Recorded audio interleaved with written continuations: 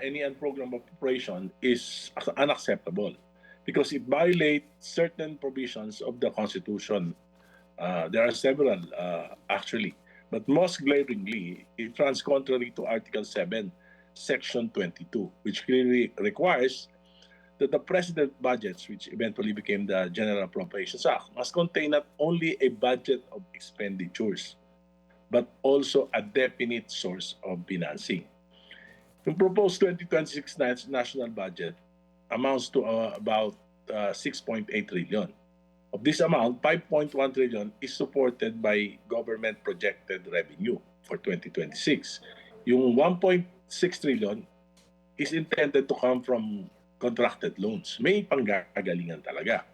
This portion of the budget contains itemized expenditures. Talagang naka-item kung ano yung pagkakagastusan. In contrast, the unprogrammed appropriations amounting to nearly 151 billion have no definite source of financing. Walang panggagalingan, speculative lang yung panggagalingan.